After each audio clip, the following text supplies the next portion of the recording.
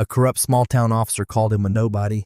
He called him a thug. Officer Bryce Talbot looked at the man in the orange jumpsuit and saw only another statistic, someone he could bury beneath fabricated charges, false evidence, and dishonest paperwork. Bryce stood inside the courtroom laughing with the prosecutor, convinced that the badge pinned to his chest gave him the power of a god. But he made one fatal mistake. He never checked the database. He had no idea that the man he was mocking was Malcolm Avery, Assistant Special Agent in charge of the FBI's Public Corruption Division and the leader of a federal task force investigating corruption within local law enforcement. Bryce believed he was about to destroy a nobody. Instead, his badge was about to come off, and his entire life was about to collapse with it. This is the story of arrogance, corruption, and one of the most satisfying acts of justice imaginable. Rain in Seattle did not wash the city clean, it merely made the dirt beneath it more slippery. Malcolm Avery drove through the wet streets in his personal vehicle, a matte black Chevrolet Tahoe. Technically, he was no longer working. But a veteran federal agent who carried scars from undercover operations in Chicago and Washington was never completely off duty. Malcolm was exhausted. He had just completed a briefing with an assistant United States attorney concerning a major racketeering investigation involving port unions. All he wanted was a hot shower and the leftover lasagna waiting inside his refrigerator. He drove at exactly the legal speed. His hands rested properly upon the steering wheel. He moved through traffic with the precision of someone who understood how the law worked because he enforced it at the highest level.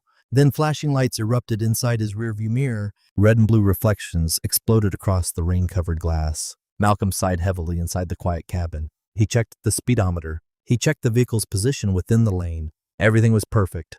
"Here we go," he muttered in a low voice. Malcolm activated the turn signal and slowly pulled toward the curb beside a closed muffler shop. He switched off the engine, lowered the window, and placed both large hands where the approaching officer could clearly see them. He knew the procedure. He also knew the statistics. Despite his position, the Glock secured at his hip, and the gold federal badge inside the glove compartment, Malcolm understood exactly what he appeared to be during that moment. He was a black man driving an expensive vehicle through a poor neighborhood. In the side mirror, he watched the officer approach. The silhouette moved with an aggressive swagger, one hand resting ominously near the holstered weapon. This was Officer Bryce Talbot. Bryce was well known throughout the 4th Precinct, but not for reasons any honorable officer would have celebrated. His colleagues called him the Cleaner. Residents called him the Reaper. He had a thick neck, an untidy buzz cut, and eyes that always seemed to be searching for an excuse to hurt someone. Several excessive force complaints had been filed against him. Every complaint had mysteriously disappeared from the internal affairs records. Bryce raised a heavy flashlight and aimed it directly into Malcolm's eyes. Malcolm did not flinch. He continued looking forward. License and registration. No greeting. No explanation. "Good evening, officer," Malcolm replied calmly. "My documents are inside the glove compartment. I'm going to reach over and retrieve them." "I did not tell you to move," Bryce screamed, instantly placing his hand upon his gun. "Keep your hands on the wheel." Malcolm froze. "You requested my license. It is inside the glove compartment. Do not get smart with me, boy." Bryce released the final word like poison. "I smell marijuana. Exit the vehicle." Malcolm's eyes narrowed slightly. He had never smoked marijuana. The Tahoe smelled only of new leather and rain. "There is no marijuana inside this vehicle, officer. I do not consent to a search." Bryce laughed. The sound was cold and ugly. He pulled open the driver's door. "I do not need your consent. I have probable cause because I can smell it. Get out before I drag you out." Malcolm considered his options. He could reveal his identity. He could tell Bryce that he was an FBI agent. That might immediately end the encounter. But something about Bryce's behavior activated Malcolm's investigative instincts. The arrogance, the practiced lie about the smell, the effortless willingness to create probable cause. This was not merely an unprofessional traffic stop. It felt like a pattern. Malcolm was already investigating a corruption network within the Seattle Police Department.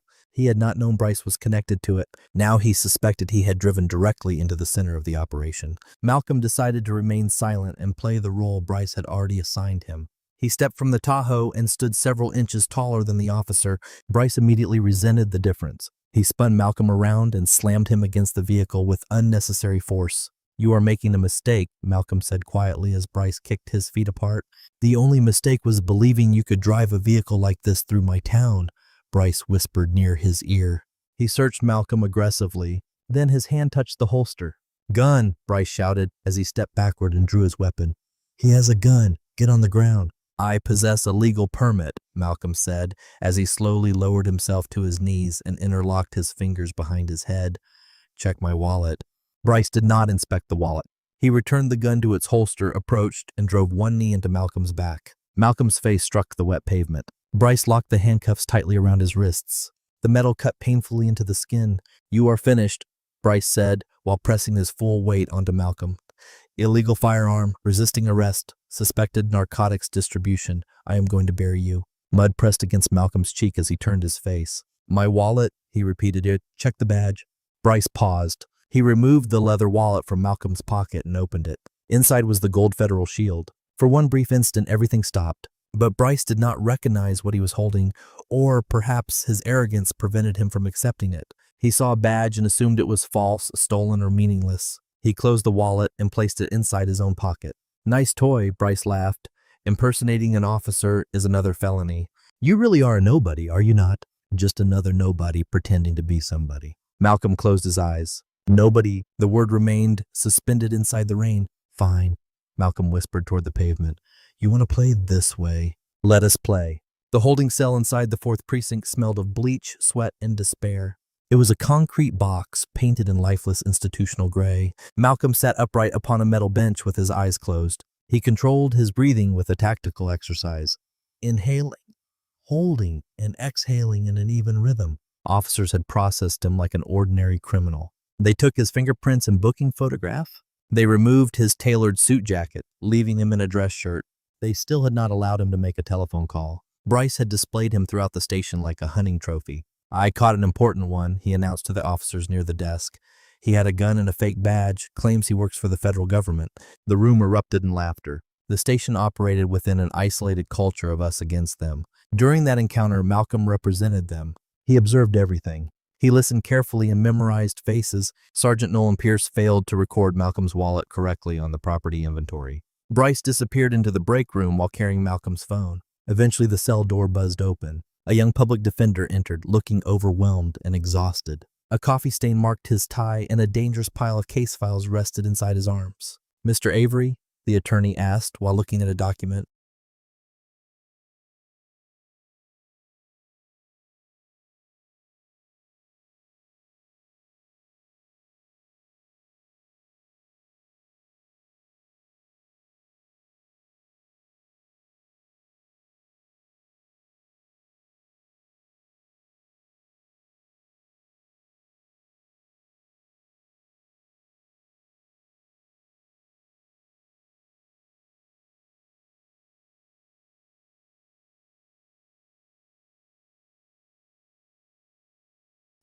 "My name is Graham Ellis. I am the public defender assigned to you.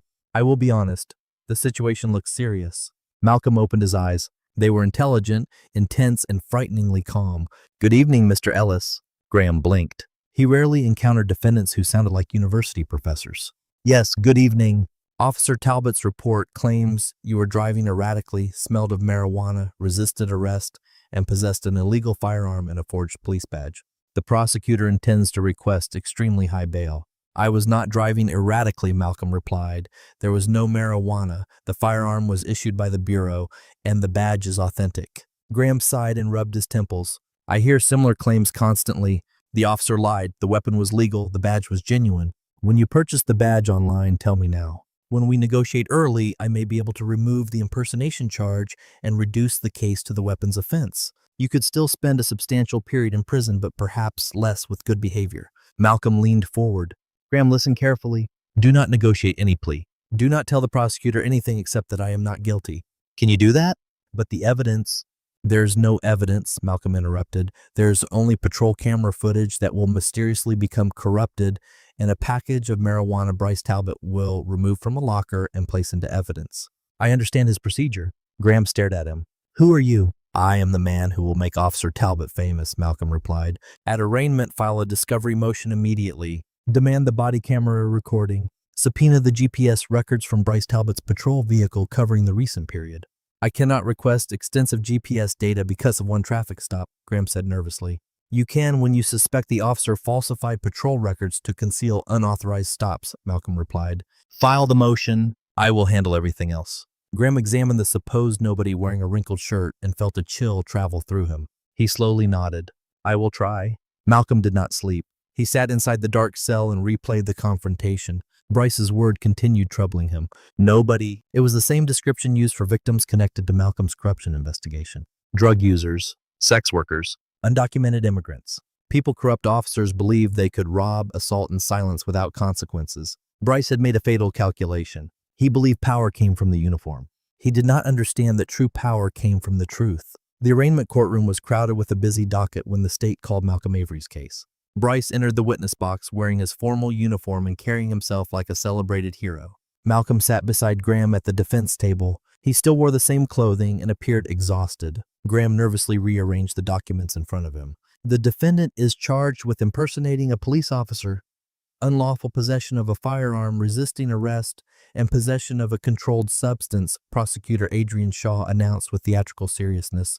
Your Honor, the defendant was operating his vehicle dangerously inside a high-crime area when Officer Talbot intervened. The defendant became hostile, reached toward a weapon, and attempted to present a crude imitation of a federal badge. Judge Celeste Rowan looked at Malcolm over her glasses. Impersonating a federal agent is an unusually bold offense, Mr. Avery. Malcolm remained silent.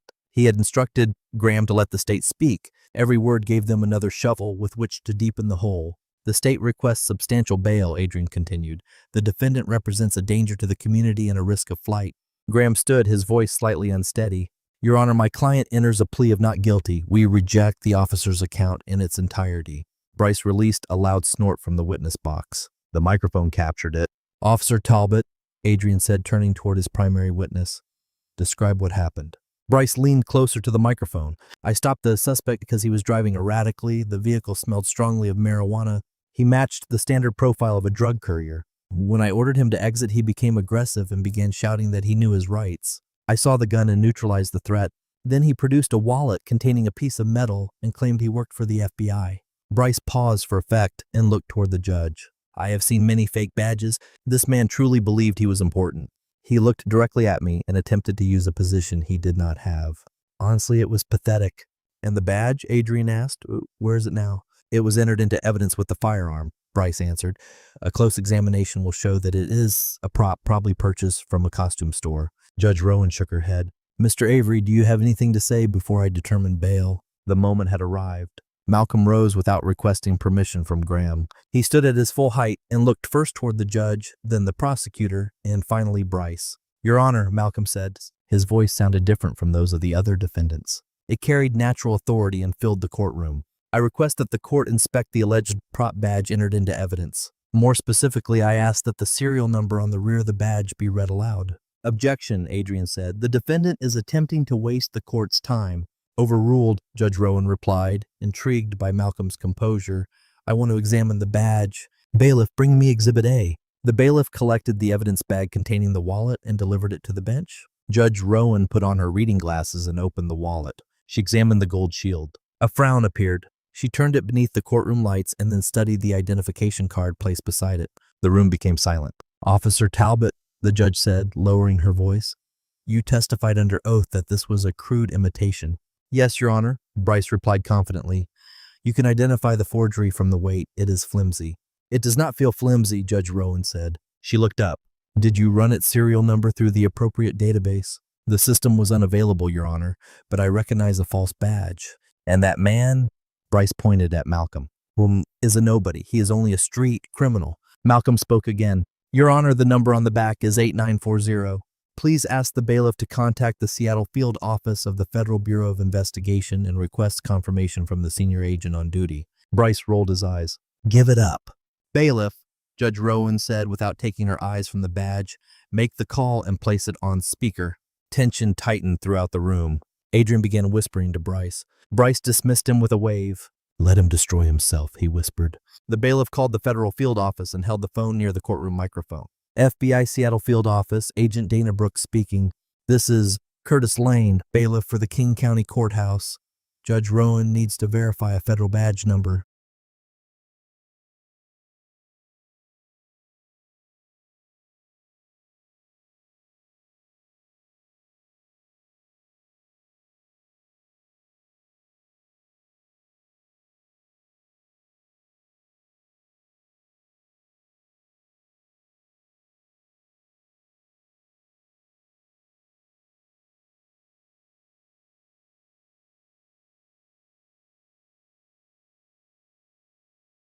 Go ahead, Your Honor.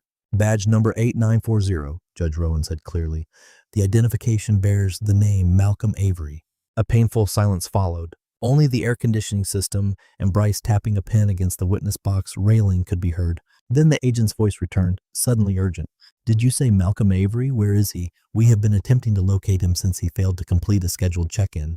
He is inside my courtroom wearing handcuffs, Judge Rowan answered. Who is he? Judge, Malcolm Avery is the assistant special agent in charge of the Public Corruption Division. That badge is active. When he is in handcuffs, everyone involved has an extremely serious problem.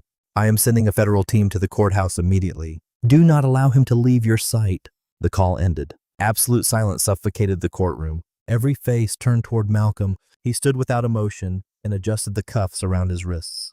Then everyone slowly looked toward Bryce Talbot. His face had become pale. The smirk had vanished. His mouth remained slightly open. Bryce looked toward Adrian, but the prosecutor had already moved away from the witness stand, attempting to separate himself from the approaching disaster. Malcolm looked directly at Bryce. He neither shouted nor celebrated. You called me a nobody, Officer Talbot, he said into the silent room. The problem with that nobodies is that they see everything. Now everyone will see you. The silence did not simply end. It exploded. Remove those restraints, Judge Rowan commanded. She delivered the order like a bullet. Humiliation and cold fury burned across her face. The bailiff hurried toward Malcolm, his hands shaking so badly that the keys struck each other like wind chimes. The locks opened with 2 sharp clicks. Malcolm rubbed his wrists. He did not look toward the bailiff or the judge. His eyes remained fixed upon Bryce. This is a trick, Bryce stammered. The system must have been compromised. That man is still a criminal. Look at him. Sit down, Judge Rowan roared, striking the gavel so hard that the handle cracked. She turned toward Adrian. Did you investigate your witness?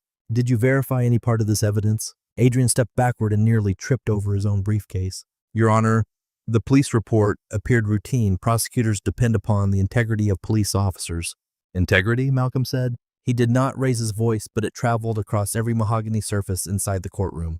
There is no integrity here. Before anyone could respond, the double doors at the rear of the courtroom crashed open. Several men and women wearing navy jackets marked with large yellow FBI letters entered with disciplined precision. They were armed, focused, and led by Special Agent in Charge Quentin Mercer, a hardened man whose expression suggested he ate gravel for breakfast. Quentin scanned the room, saw Malcolm, and walked directly past the court railing. Malcolm, he said, acknowledging his deputy with a nod. Are you injured? I am fine, Quentin, Malcolm replied while adjusting his collar. Only slightly late for work. Quentin faced the bench. Judge Rowan, I am Special Agent in Charge Quentin Mercer. The Bureau is assuming control of this incident. This courtroom is now part of a federal crime scene. You cannot do that, Bryce shouted as panic overwhelmed his training. This is a state court. You have no jurisdiction. Malcolm slowly turned toward him. He walked across the courtroom until he stood directly before the witness box. He was free now, and he was angry. Officer Talbot, Malcolm said in a terrifying whisper, you unlawfully detained a federal agent. You filed a false police report. You committed perjury in open court. You deprived a citizen of constitutional rights under color of law. I have all the jurisdiction I require. Bryce examined the FBI agent spreading through the room. He looked at Adrian, who had become deeply interested in a case file and refused to meet his eyes. Judge Rowan watched him with undisguised contempt. You are bluffing, Bryce said, his voice beginning to break. You have nothing except one telephone call. It is my word against yours. No jury will convict a decorated officer because of an unsupported traffic stop accusation. Malcolm smiled. It was the smile of a shark. Agent Mercer, he said without looking away from Bryce, did the technical team recover the vehicle data? They completed the recovery, Quentin replied. The recording is perfectly clear. What data? Bryce asked. A bead of sweat moved down his temple. You were correct about one thing, Bryce, Malcolm said, using his first name for the first time. I was inside Rainier Valley for a reason. I was not purchasing narcotics. I was testing a remote upload surveillance system installed in undercover federal vehicles. My Tahoe is not merely a vehicle. It is a mobile server. Malcolm leaned closer. It contains cameras covering every direction, microphones inside the cabin, and additional microphones near the wheel wells. Bryce's breathing stopped for an instant. We recorded everything. We have audio of you claiming to smell marijuana while standing at a distance in heavy rain. We have video of you planting evidence. We recorded you calling me a nobody while using unnecessary force against me. Because the system uploaded every recording to a secured cloud server as the events occurred, you could not erase the evidence even when you discovered the equipment. Malcolm turned toward his team. Arrest him. 2 agents approached Bryce. They did not handle him with the cruelty he had shown Malcolm. They remained controlled and professional as they turned him around, pulled his arms behind him, and locked steel cuffs around his wrists. "Bryce Talbot," Malcolm announced, his voice carrying like a judgment. "You are under arrest for federal civil rights violations, perjury, and falsifying evidence." Agents escorted Bryce from the courtroom. The stunned gallery watched him pass. "Officer Talbot," Malcolm called. Bryce turned with terror filling his eyes. "You were right," Malcolm said. I am a nobody. I am the nobody who just ended your career." The interrogation room inside the FBI's Seattle field office was different from the rooms at the 4th Precinct. It was cleaner, colder, and infinitely more intimidating. Acoustic material covered the walls. The table was secured to the floor. A one-way mirror occupied one side of the room. Behind it, federal prosecutors were already preparing an indictment. Bryce sat inside a metal chair. His police uniform, weapon, and badge were gone. He wore a gray federal detention uniform. Without the symbols of authority and the protection of his fellow officers, he appeared smaller. He was only a man trapped inside a lie. The door opened. Malcolm entered wearing a clean charcoal suit. He carried a manila folder and 2 cups of coffee. Malcolm placed one of them in front of Bryce. "Black with 2 sugars," he said. "I remember you ordering it while I sat handcuffed inside your station." Bryce stared at the cup. "I want an attorney." "You have one," Malcolm replied as he sat across from him. "He is outside discussing a potential plea agreement with the United States Attorney. There is a problem, however. The government is not interested in an agreement unless you provide something more valuable than the evidence we already possess." "I have nothing to tell you," Bryce said. Malcolm opened the folder. He removed a photograph and pushed it across the table. It did not show the traffic stop.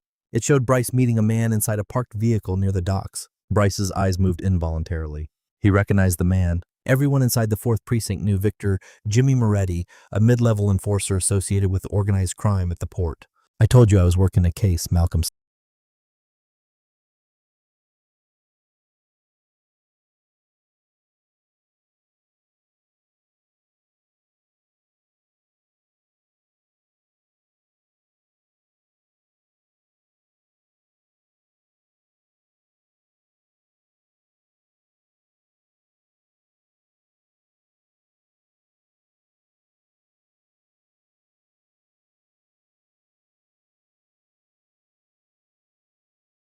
said while leaning back. "Operation Glasshouse. We were not initially investigating corrupt police officers. We were trying to understand how Moretti transported shipping containers filled with stolen electronics out of the port without customs officers noticing." Malcolm touched the photograph.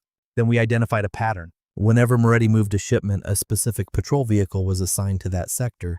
That vehicle would either disappear from the tracking grid or become occupied with suspicious traffic stops that distracted dispatch." Bryce remained silent, but his jaw moved as he ground his teeth.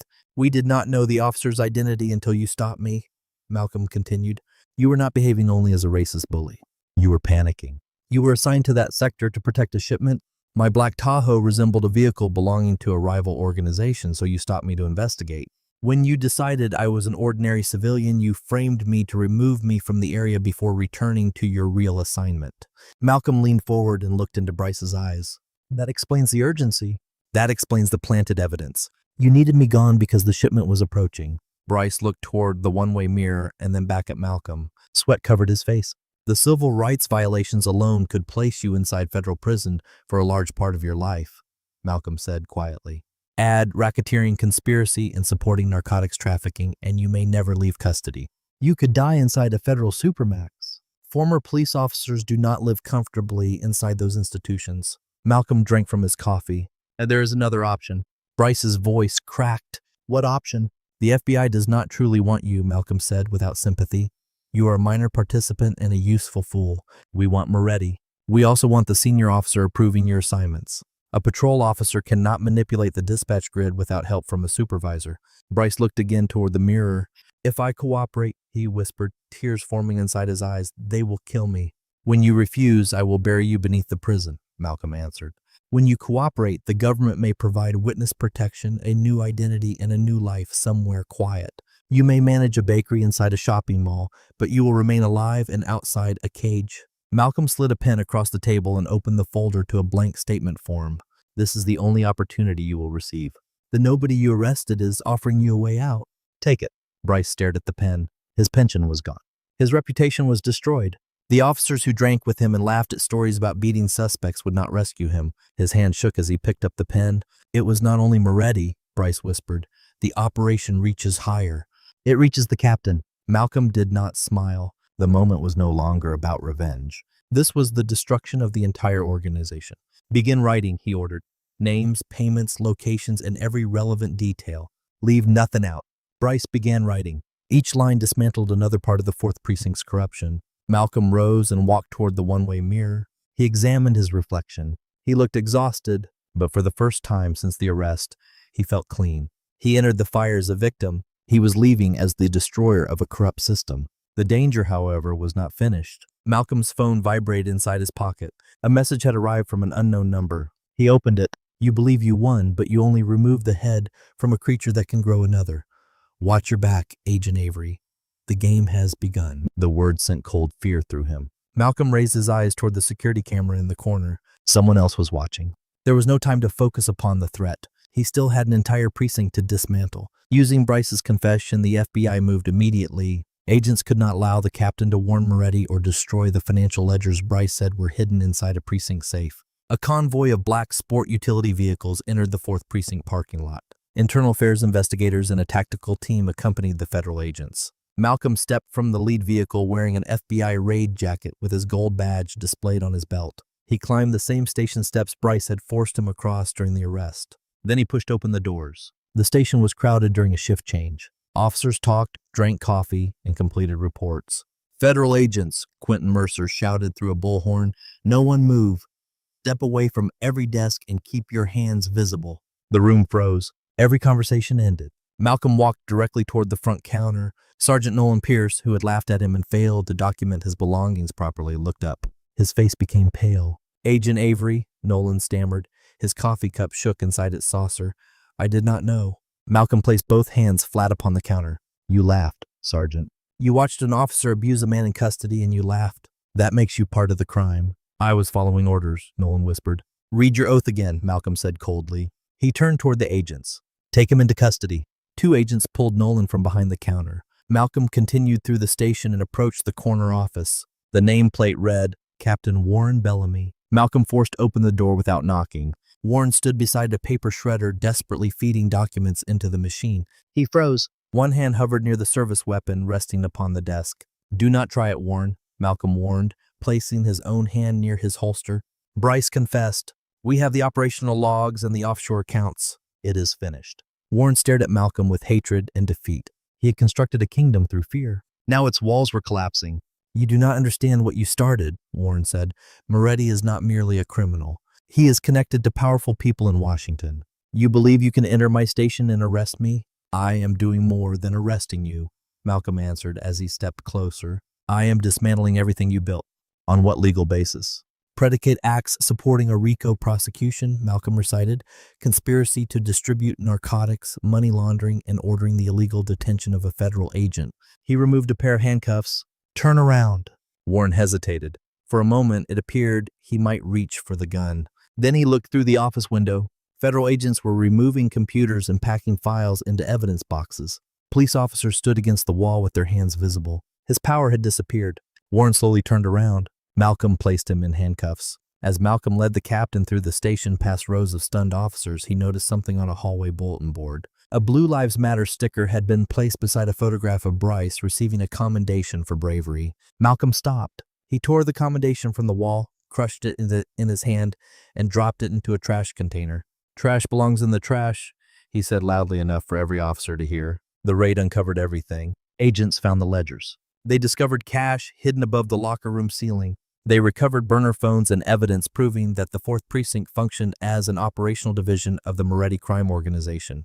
When the initial excitement faded, Malcolm remembered the anonymous message. The game has begun. He stepped outside and breathed the fresh air. His phone vibrated again. The same number had sent another message. Bellamy was only the middleman. Come alone to Pier 59 late tonight when you want the true leader. Refuse and we release private surveillance footage of your family. Malcolm's blood became cold. They knew about his family. The conflict was no longer only professional. It had become war. Late that night, Seattle's waterfront resembled a graveyard made from steel and shadows. Thick fog moved across Puget Sound and swallowed the amber light of the distant skyline.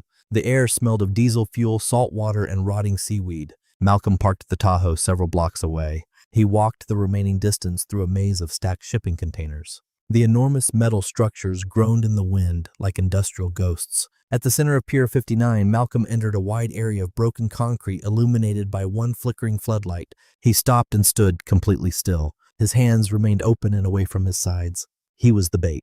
"I am here," he called into the fog. "You asked for the nobody. You have him." For a while, only dark water striking the pilings could be heard. Then dress shoes began moving slowly across the concrete. A figure emerged from behind a rusted crane. The man wore an Italian suit worth more than Malcolm's vehicle. A cashmere overcoat rested across his shoulders. He walked elegantly with a silver-tipped cane. He was not a street criminal or obvious mob enforcer. He was Councilman Everett Sloan. Everett was the city's political star.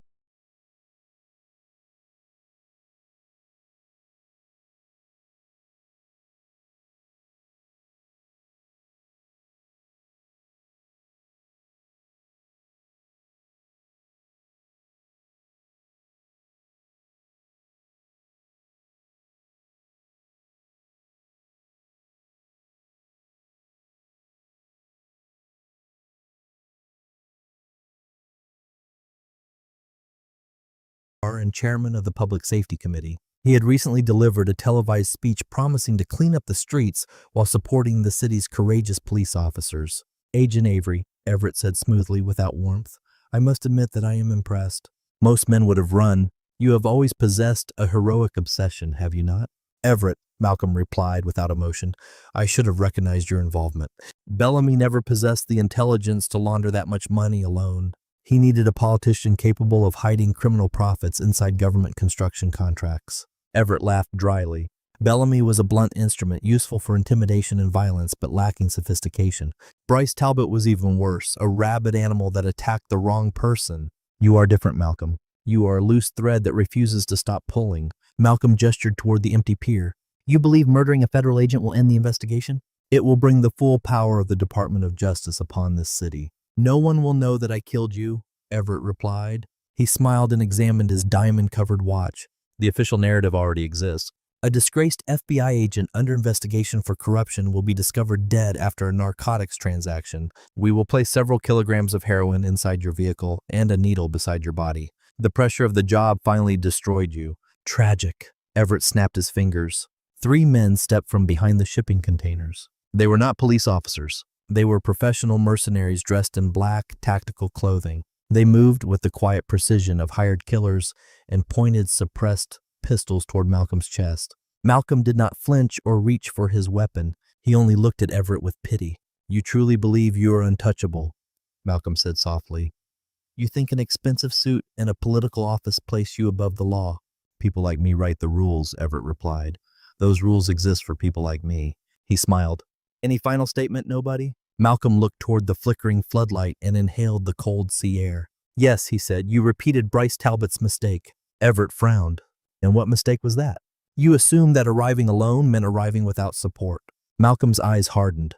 The pity disappeared and predatory focus replaced it. "You also forgot something about the FBI, Councilman. We do not negotiate with terrorists. We eliminate the threat." Malcolm raised one hand and sharply lowered it.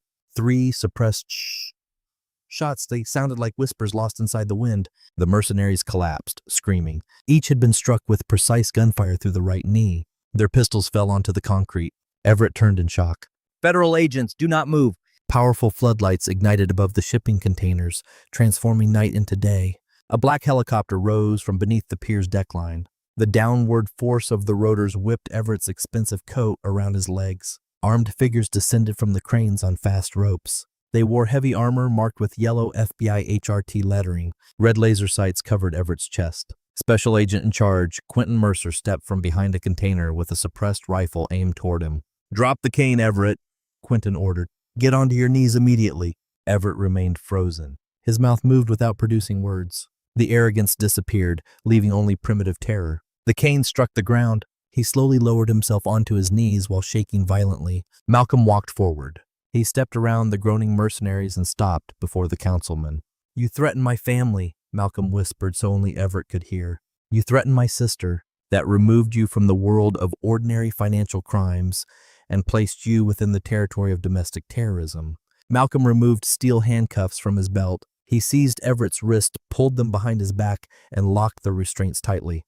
"Everett Sloan," Malcolm announced for the approaching body cameras, "you are under arrest for conspiracy to commit murder, racketeering, and betraying the public trust." The hostage rescue team secured the area. Quentin approached Malcolm and placed one hand upon his shoulder. "You allowed that to become uncomfortably close," he said, while looking toward the injured mercenaries. "I needed his confession recorded through the wire," Malcolm replied. "He had to believe he was safe before he would boast." Malcolm looked toward Everett, who was crying while agents dragged him away. "He called me a nobody," he said. "It is remarkable how much damage a nobody can cause." Eventually, the King County Courthouse fell silent beneath the weight of final judgment. This was not a routine hearing. It was the conclusion of a tragedy that had consumed the city. Bryce Talbot stood at the defense table. He no longer resembled the swaggering officer who had patrolled Rainier Valley. His once neat hair had become gray and uneven. The uniform had been replaced by a loose orange jumpsuit. He had lost a significant amount of weight. His eyes appeared hollow inside a face that had abandoned hope. Reporters, activists, and victims of the 4th Precinct's corruption filled the gallery. Malcolm sat in the front row wearing a tailored navy suit. His hands rested together inside his lap. Judge Celeste Rowan adjusted her glasses and looked down at Bryce with a gaze sharp enough to strip paint. "Mr. Talbot," she began, "I have read your statement. I have also read letters from your relatives requesting mercy. They describe you as a devoted father. They claim you were under pressure. They call your conduct a mistake." The judge paused. "A mistake is failing to activate a turn signal. A mistake is submitting paperwork after a deadline. What you committed was not a mistake. It was a systematic campaign of terror. You took a badge representing protection and transformed it into a weapon used to rob, assault, and silence the citizens whose taxes paid your salary. You targeted Agent Avery because you saw a black man driving an expensive vehicle and assumed he was prey. You called him a nobody because you believed citizens possessed no value unless they submitted to you." Bryce lowered his face. A tear moved through the stubble upon his cheek. "Agent Avery was not a nobody," Judge Rowan continued. "Neither were the many other victims you harmed. This court now restores the value you attempted to take from them." She struck the gavel. The sound cracked through the silent courtroom. "Bryce Talbot, for deprivation of rights under color of law, conspiracy, and perjury, this court imposes a lengthy federal prison sentence without the possibility of parole. After completing that sentence, you will remain under extended federal supervision. You will never again possess a firearm or hold any office of public trust." A gasp moved through the gallery. For a former police officer, the sentence was the destruction of the life he once knew. "Marshals," Judge Rowan ordered, "remove him." Federal officers pulled Bryce to his feet. The chains around his waist rattled with the sound of his new reality. He looked toward the gallery, perhaps searching for one sympathetic face. There were none. His eyes finally met Malcolm's. For a moment, everything seemed to stop. Bryce's expression silently begged for forgiveness, understanding, or mercy. Malcolm did not smile or acknowledge him. He simply held the officer's gaze and witnessed the collapse of a corrupt man. Malcolm's expression was a mirror reflecting an ugly truth back toward the person who had created it. Bryce looked away first. He lowered his head in shame while marshals pushed him through the side door. The courtroom began emptying. Journalists spoke loudly as people moved toward the exits. Malcolm remained seated a little longer. The burden of everything that had happened finally began lifting from his shoulders. "Are you all right?" Graham Ellis, the public defender who met him inside the holding cell, stood nearby. Graham appeared more confident and professionally polished. The case had transformed his career. Malcolm stood and buttoned his jacket. "I am fine, Graham. Better than fine." They walked through the heavy courthouse doors and entered the bright Seattle afternoon. The rain had stopped. Sunlight broke through the clouds and covered the streets with brilliant, clean light. "What happens now?" Graham asked as they reached the bottom of the steps. "Back to the shadows," Malcolm answered while putting on his sunglasses. He looked across the city, a city that had become slightly cleaner and safer because he refused to remain a victim. Then he corrected himself. "Not the shadows. Back to work. Many people believe they are nobodies. Someone has to remind them that they matter." Malcolm entered the Tahoe and started the engine. He merged into traffic and became another anonymous vehicle moving through the city. Quiet, watchful, prepared. The predator had been captured.